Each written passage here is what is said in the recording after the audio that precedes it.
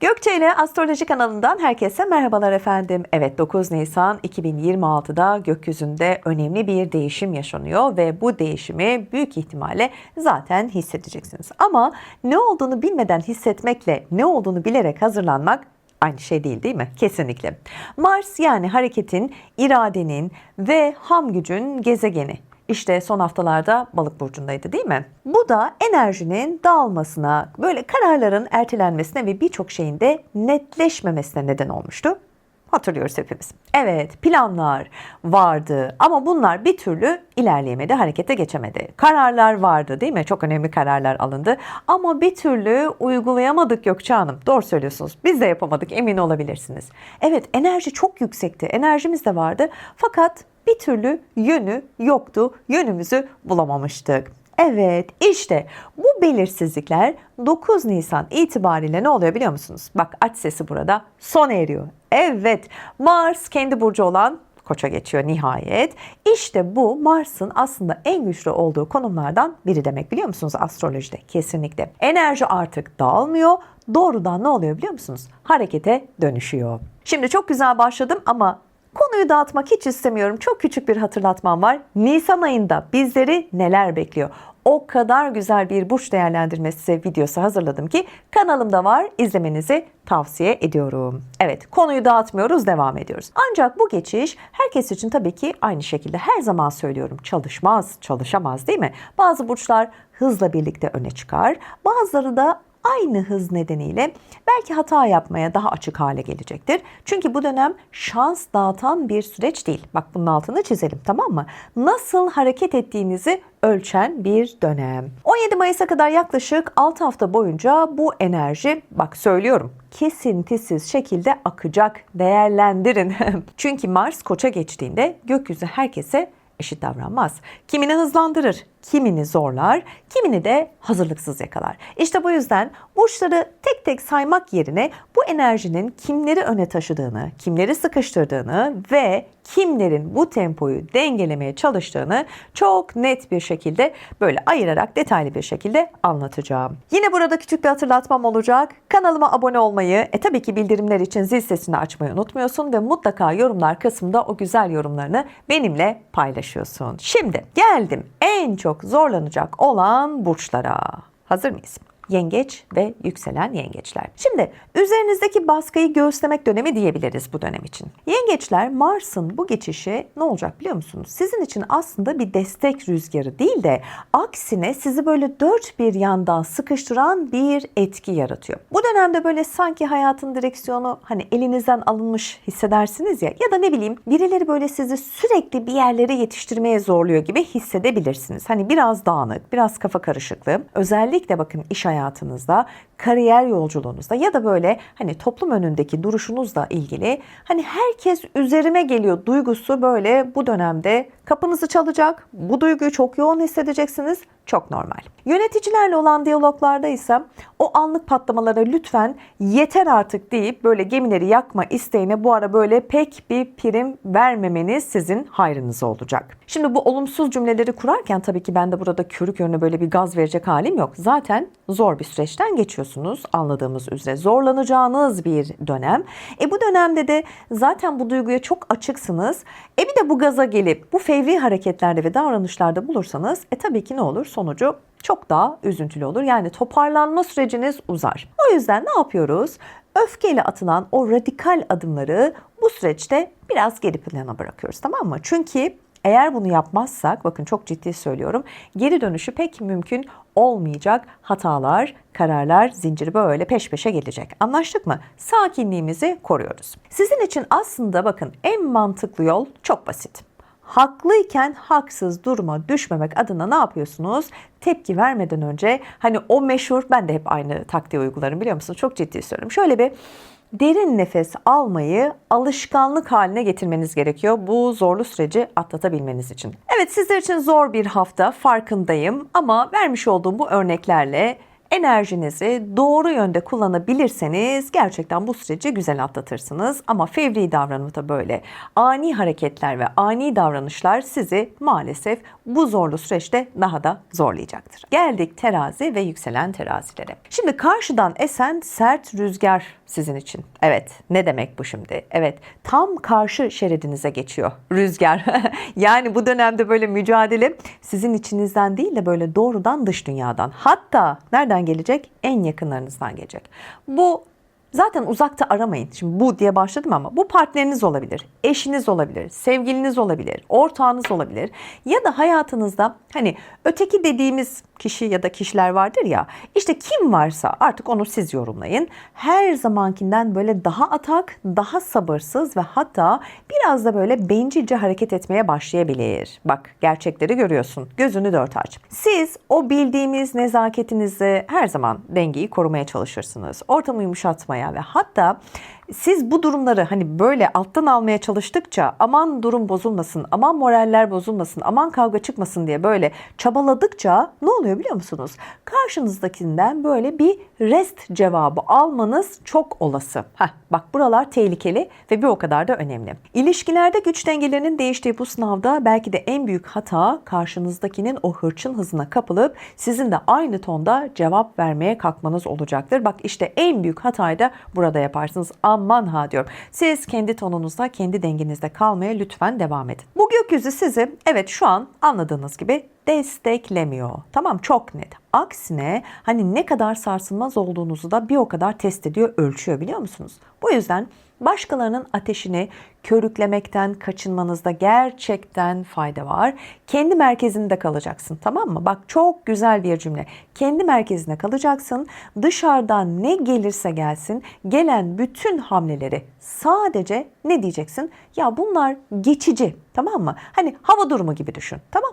Böyle görüp geçiştireceksin. Başka türlü bu işin içinden çıkamazsın. Yani bu dönemi en az hasarla atlatmak istiyorsan lütfen vermiş olduğum tavsiyeleri gerçekten uygula derim hayatında. Geldim sevgili Oğlak ve yükselen Oğlaklara.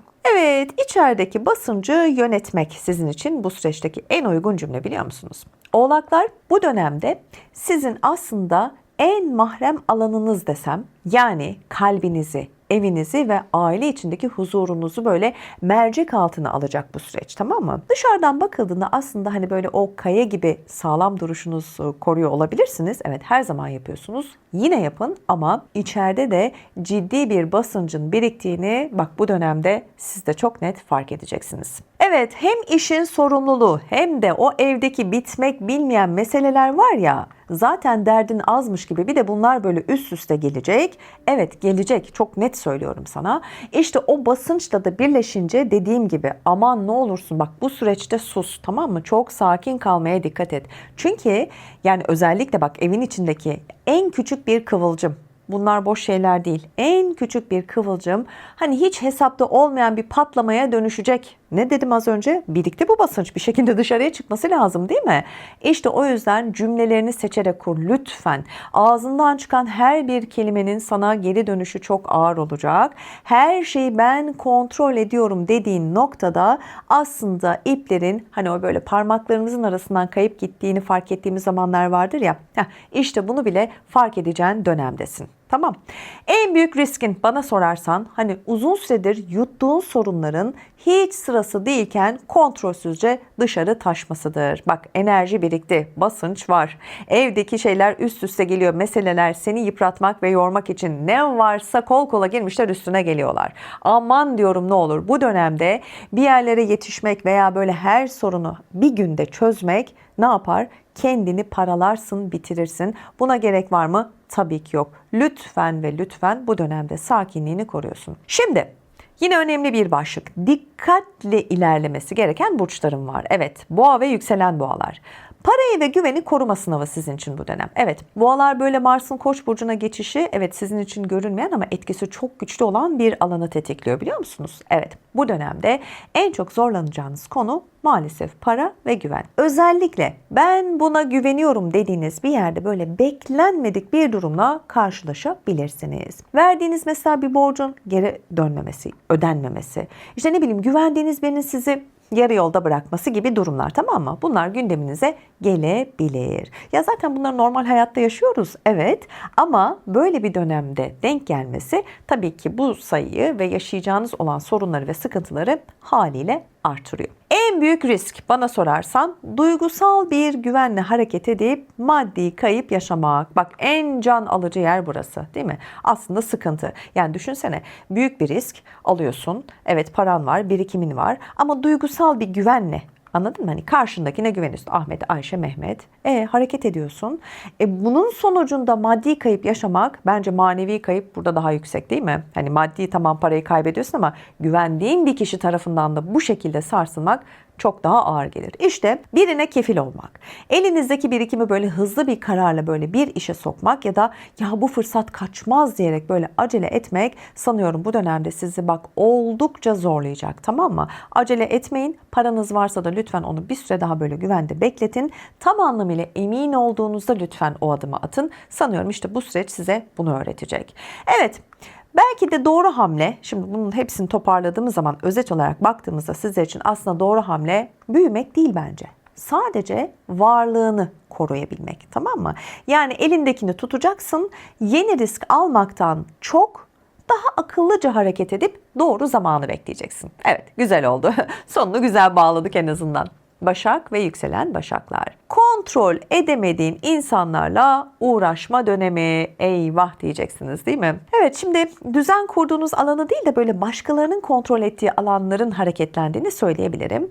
Bu da sizi böyle en çok zorlayan şeylerden biri olacak. Çünkü siz plan yapıyorsunuz ama bu dönemde ne oluyor biliyor musunuz? İşler sizin planınıza göre ilerlemez. Özellikle iş hayatında ya da böyle maddi konularda başkalarının yaptığı hataları düzeltmek zorunda kalabilirsiniz. Zaten iş hayatında, çalışma hayatında da en çok karşılaşılan sorunlardan biri de bu, değil mi? Birileri çok fazla çalışır, birileri geri planda durur, hiçbir şey yapmaz ama o çok çalışandan daha çok ön planda olur, değil mi? Yani birinin sorumsuzluğu size yük olabilir mi? Evet, bu dönemde olabilir. Bir ortak ya da iş arkadaşı yüzünden böyle işler, bak söylüyorum, sarpa sarabilir. Tamam mı? Aman Arap saçına dönebilir. Ben hallederim deyip böyle her şeyi toparlamaya çalıştıkça ne oluyor biliyor musun? Daha fazla yoruluyorsun. Bu süreçte bence en büyük hata herkesin sorumluluğunu üstlenmek. Ne yapıyorsun? Herkes kendi sorumluluğu üstleniyor diyorsun. Sen kendi işine odaklanıyorsun. Bırak o işi de o yapsın. Yapamıyorsa da başarısızlığı bırak, görülsün, dökülsün. Anlaştık mı? Her şeyi kontrol etmeye çalışmıyoruz. Ne yapıyoruz? Nerede durmamız gerektiğini biliyoruz ve bu dönemde de zaten bu kararlılıkla devam edersek biz bu dönemde ayakta kalabiliriz. Yoksa yıkılırız. Akrep ve yükselen akrepler. Şimdi evet, Mars sizin yönetici gezegeniniz olduğu için bu geçiş sizi tabii ki doğrudan tetikleyecek. Ama bu bir avantaj mı? Bence değil. Tam tersine, bakın çok dikkatlice dinleyin burayı. Gerçekten dikkat etmeniz gereken bir durum. Tamam mı? Özellikle yine belirtiyorum, iş hayatında ve günlük düzeninizde evet hızınız artacak, sorumluluklarınız çoğalacak ama burada en büyük risk ne biliyor musun? Bunu bir güç mücadelesine çevirmek. Evet, işte kimin daha çok çalıştığı, kimin daha haklı olduğu, kimin daha güçlü olduğu gibi konulara böyle girerseniz bu süreçte sizi haliyle yoracaktır. Tamam? Hiç gerek yok. Girmeyin bu diyaloglara. Siz kendi gücünüzü bilin ve olduğunuz konumda sabit, stabil kalmaya devam edin. Aynı zamanda fiziksel olarak da zorlanabileceğiniz bir süreç. Yani uykusuzluk, yorgunluk, tükenmişlik hissi artabilir. Zaten bu kadar şeyi kafanıza takarsanız çok normal, değil mi? Hani bunu benim söylememe bile gerek kalmadan zaten vücut onun sinyalini verir. Ama ne olur, hiç gerek yok. Bu dönemde mesele aslında daha çok böyle yapmak değil de gereksiz mücadeleye girmemek. Bak çok güzel bir cümle. Yapın, elinizden gelen her şeyi yapın ama ya gereksiz bir mücadeleye de, bir yarışın içerisine de girmeyin. Kendinizi bilin, bırakın kim nasıl kulvarda koşuyorsa koşsun. Enerjinizi doğru yere kullanmazsanız bu tempo sizi ileri taşımak yerine ne yapar? Yerinizde saydırır ve sonucunda da ne olur? Sizi yıpratır. Evet, şimdi bir de böyle dengelemeye çalışan burçlar var, biliyor musunuz? Hani iki arada bir derede, ya bir orta yolu bulmaya çalışayım diyen burçlar var. Mesela benim burcum İkizler ve yükselen İkizler. Evet, İkizler Mars'ın Koç burcuna geçişi ne oluyor biliyor musunuz? Bizler için, sizler için sosyal çevrenizi ve projelerinizi hızlandırıyor. Güzel, değil mi? Ama bu hız beraberinde ne getiriyor? Kararsızlık getiriyor. Zaten ikizlerin de bu kararsızlığımız, değil mi? Aynı anda birden fazla teklif alabilirsiniz. Bir iş fırsatı olabilir, bir ortaklık önerisi olabilir ya da çevrenizden gelen böyle yeni bir proje gibi bir şey olabilir. Tamam mı? Hani örneklerimiz bu yönde. Sorun ne biliyor musunuz? Sorun şu: hangisine evet diyeceğimizi netleştirmekte zorlanacağız. Haydi buyurun. Şimdi Gökçe Hanım diyeceksiniz, aslında ne kadar güzel yani, değil mi bu zamanda? Mesela beni düşünün, benim bir YouTube kanalım var, güzel içerikler üretiyorum, bana böyle güzel teklifler geliyor. Ama birçok geliyor. Gelsin, hiç sıkıntı yok, hepsini kabul ediyoruz. İşte zorlanacaksınız. Burada da tabii ki mantık devreye girecek, tamam mı? Sizin için hangisi en uygunuysa, hangisi en karlıysa haliyle onu tercih edeceksiniz. Şimdi birine girseniz diğerinizde aklınız kalmaz mı? Ay bak benim gerçekten öyle olur. Ay onu da mı kabul etseydim? Acaba ilk içimden o geçmişti, onu mu deseydim? Bak bunu yaşayacaksınız. Hepsine birden de yetişmeye çalışamayacağımıza göre, değil mi? Gelen her türlü teklifi de nasıl değerlendirelim yani? Öyle bir şansımız yok. İlla ki içinden bir tanesini seçeceğiz. İşte bu süreçte kafamız biraz dağılacak. Yani bu da iyi mi kötü mü bilemedin. Gerçekten dengesiz bir durum yani. Özellikle bu da olur. Ay bu da iyi diyerek böyle aynı anda hani birkaç şeye böyle girerseniz, hani kafanızda bunları böyle şekillendirmeye çalışırsanız bak hepsi yarım kalır. Ben size söyleyeyim. Çok net söylüyorum. Bu süreçte sizin için en kritik konum seçim yapmak. Doğru seçim yapmak, tamam mı? Yani seçim yapacağız ama doğrusunu yapacağız. Her fırsat evet iyi gibi görünecek bize ama hepsinin bize uygun olmadığını haliyle aklımızda, zekamızda çözeceğiz. Anlaştık mı? Yorumlara mutlaka bekliyorum. Bu arada kanalıma göstermiş olduğunuz ilgi gerçekten beni çok memnun ediyor. Yorumlar kısmı harika. Her geçen gün ailemiz büyüyor. Burada küçük bir hatırlatma var. Sizler için katıl üyeliğini başlattık. Katıl üyesi olur ve kanalımın daha uzun soluklu devam etmesi için böyle küçücük katkılar sağlarsanız mutlu edersiniz. Geldim. Kova ve yükselen kovalar. Şimdi kovalar, Mars'ın Koç'a geçişi günlük hayatınızın temposunu böyle ciddi şekilde artırıyor. Güzel mi bu? Bir bakalım. Telefonlar susmayacak. Sürekli böyle bir şeylere yetişmeniz gerekecek. Bir telaş, bir koşturmaca. Güzel. Yani kısa sürede çözmeniz gereken konular böyle üst üste gelebilir. Ama hani böyle yakın çevre, iş bağlantıları ve iletişim trafiğiniz biraz sizi yoracak. Belki ilk başta bu tempo size hoş gelebilir. Belki bir durağan dönemdeydiniz. Bir anda böyle ne oluyor, telefonlar susmuyor, teklifler geliyor gibi heyecanlanıp böyle yola koyulabilirsiniz. Ama tabii ki bu bir süre sonra belki bu tempo sizi biraz yorabilir. Bir şeyleri hallediyorum derken de günün sonunda hiçbir şeyi tam odaklanamadığınızda fark edebilirsiniz. Yani hani böyle gün içinde çok iş yapmış gibi fark edip gün sonunda ben bugün neler yaptım diye baktığınızda hiçbir şeye odaklanamadığınızı görebilirsiniz. Bu dönemde sanıyorum en büyük risk, yine söyleyeceğim. Her şeye yetişmeye çalışmayın. Hiçbir şeyi doğru yapamazsınız. Yani her şeye yetişirseniz, ya bir insan o gün içerisinde vermiş olduğum örnekten yola çıkarak o gün neyle gerçekten ilgilenmeniz gerekiyorsa o işle uğraşmanız gerekir ki sonunda başarı gelebilsin, değil mi? Kafanız rahatlasın ama aynı anda o da bu da şu da derken yani başarı da gelmez. Günün sonunda tamamen böyle değişik bir yorgunluk kalır. Sizin için işte bu süreçte önemli olan şey daha çok böyle yapmaktan ziyade doğru olanı seçmeniz. Anlaştık mı? Doğru bir tanedir zaten. Seçin, o yolda da yürüyün. Balık, yükselen balıklar. Balıklar da bu süreçte aslında böyle maddi alanınızın hareketlendiğini söyleyebileceğim bir dönem. Evet, hani böyle gelir gider dengesi böyle hızla değişen dönemler vardır ya. Şimdi siz o dönemi yaşayacaksınız. Elinize para geçebilir ama böyle aynı hızda da çıkabilir, biliyor musunuz? Evet, hani bir şey satın almak, bir yatırım yapmak ya da böyle bir borcu kapatmak gibi konularda hani hızlı karar verme baskısı hissedebilirsiniz. Nasıl olsa para geliyor, bir an önce şunu da yapayım, bunu da değerlendireyim gibi. Özellikle şimdi almazsam kaçar hissiyle yapılan, lanet olası o fikir ve düşünce bende de vardır. O harcamalar ne oluyor biliyor musunuz? Sonradan pişmanlık yaratıyor. Aynı şekilde böyle birine maddi destek vermek ya da hani bir iş için böyle para ayırmak konusunda da lütfen aceleci davranmayın. Anlaştık mı? Bu dönem bunun için uygun bir dönem değil. Acele davranmıyoruz. Bu süreçte evet, para kazanmak kadar o parayı doğru yönetmekte sanıyorum çok önemli hale gelecek. Hele ki şu dönemde yani. Şimdi de gelelim şanslı burçlara. Evet, gerçekten Aslan ve yükselen aslanlar. Mars'ın bu Koç burcuna geçişi sizi ne yapıyor biliyor musun? Çok şanslı bir dönemin başladığını gösteriyor ve haber veriyor. Uzun süredir böyle uğraştığınız bir işte sonuç alabilirsiniz. Beklediğiniz bir onay gelebilir. Bir başvuru kabul edilebilir. Özellikle böyle işle, eğitimle ya da hani yurt dışı bağlantıları ya da resmi süreçlerde hızlanma ve çok olumlu geri dönüşler gerçekten sizin önünüze çıkıyor ve bunlar gerçekleşiyor. Görüşmeye giderseniz bak iş olur, söyleyeyim. Bir dosya vermişsinizdir, onay bekliyorsunuzdur, onay çıkar.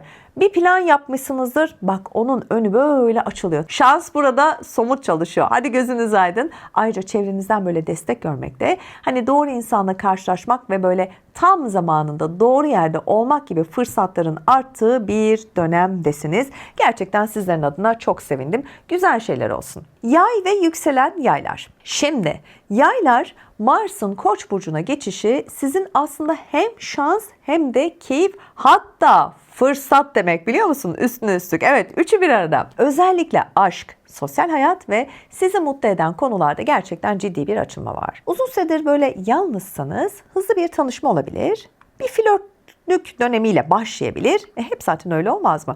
Ama bu kısa sürede gerçekten güzel bir arkadaşla güzel bir ilişkiye dönebilir. Eğer bir ilişkiniz varsa da yeniden heyecan, planlar ve birlikte hareket etme enerjisi var. Bunun dışında böyle güzel hobileriniz vardır sizin, bilirim. Projeler, böyle yan işler para kazandırmaya başlayabilir. Güzel. Sevdiğim şeyi yapıyorum ve karşılığını alıyorum dediğiniz bir dönemdesiniz. Ay daha ne olsun. En çok sevdiğim cümle bu. Gerçekten. Sevdiğim işi yapıyorum, benim gibi, ve bundan keyif alıyorum. Muazzam bir şey. Ayrıca böyle sosyal çevreden gelen fırsatlar, davetler, böyle beklenmedik güzel gelişmeler de var. Yani bir ortamda bulunursunuz ve oradan böyle bir iş çıkabilir, bir tanışma olur veya hayatınızda böyle küçük dokunuşlar olabilir, biliyor musunuz? Bu dönem sizin gerçekten böyle o akışın çalıştığı, dediniz ya, işlerin kolaylaştığı harika bir dönem diyebilirim. Gerçekten doya doya tadını çıkarın. En güçlü kazanan kim biliyor musunuz? Vallahi Koç ve yükselen Koçlar. Evet, Mars'ın kendi burcunuza geçmesi sizi gerçekten en güçlü ve en kazanan noktaya taşıyor, biliyor musunuz? Vallahi ben de alkışlıyorum sizi. Bu sadece böyle enerji değil, söyleyeyim. Somut sonuç demek. Özellikle para tarafında hızlı gelişmeler. Oo, geliyor paralar. Elinize gerçekten toplu paralar geçebilir. Beklediğiniz ödemeler gelir. Kendi işiniz varsa müşteri artışı olur. Elinizdeki bir ürünü satmak istersiniz ve de ne bileyim, beklediğinizden çok hızlı gidecek bir süreç. Bak gerçekten, yani nasıl söyleyeyim, musluk açıldı, doldurun. Aşk tarafındaysa yine burada şansınızın çok net çalıştığını söyleyebilirim. Bak, para konusu çok güzeldi. İlişkiler ve aşk tarafı da güzel gidiyor. Hoşlandığınız biriyle böyle aranızda hızlı bir yakınlaşma olabilir. Uzun süredir bekleyen bir ilişki böyle bir anda başlayacak, biliyor musunuz? Belirsiz bir durum varsa da ya netleşecek ya da yerini böyle daha iyi bir seçeneğe bırakacak. Bak şanslısınız. Ay maşallah. Nazar değmesin diyelim. Günlük hayatta da böyle fark edeceksiniz bu durumu, tamam mı? Hani böyle bir yere gidersiniz, böyle dikkat çekeceksiniz, tamam mı? Bir şey istersiniz, hızlı bir şekilde olur. Ya da ne bileyim, böyle bir kapıyı çalacaksınız, açılır, tamam mı? Hani normalde zor olan ne varsa, özetle söyleyeyim, bu dönemde hepsi çok kolay bir şekilde ilerleyecek. Hani neye elinize atsanız bolluk bereket deriz ya, işte o dönemdesiniz. Ama en önemli fark da şu. Evet, siz hareket ettiğiniz anda hayat size karşılık verir, tamam mı? Hani siz böyle elimi kolumu bağlayayım oturayım, gelsin paralar, gelsin kısmet, gelsin ilişki. Haliyle böyle olmaz. Siz harekete geçeceksiniz ki enerji akışı da doğru orantılı size gelebilsin. İşte bu yüzden bu süreçte neyi isterseniz onun peşine gidersiniz. Sonuç alma ihtimaliniz gerçekten çok ama çok yüksek. Güzel kapatacağım videomu. Vallahi tebrikler. 9 Nisan'dan sonra evet, hız başlıyor. Ama bu hız tabii ki herkesi aynı yere götürmeyecek elbette. Doğru kullanan öne geçecek. Kontrolü kaybeden her zaman olduğu gibi zorlanacak. Şimdi karar sizin. Bu enerjiyi kullanacak mısın? Yoksa sadece böyle İzleyen mi olacaksın? Bu süreç seni nasıl etkiliyor? Her zaman olduğu gibi ne yapıyorsun? Yorumlara yazıyorsun. Bu videoyu lütfen kaydet. Çünkü tekrar dönüp bakacaksın. Daha fazlası için ne yapıyorsun? Kanalıma abone olmayı unutmuyorsun. Görüşmek üzere. Hoşçakalın.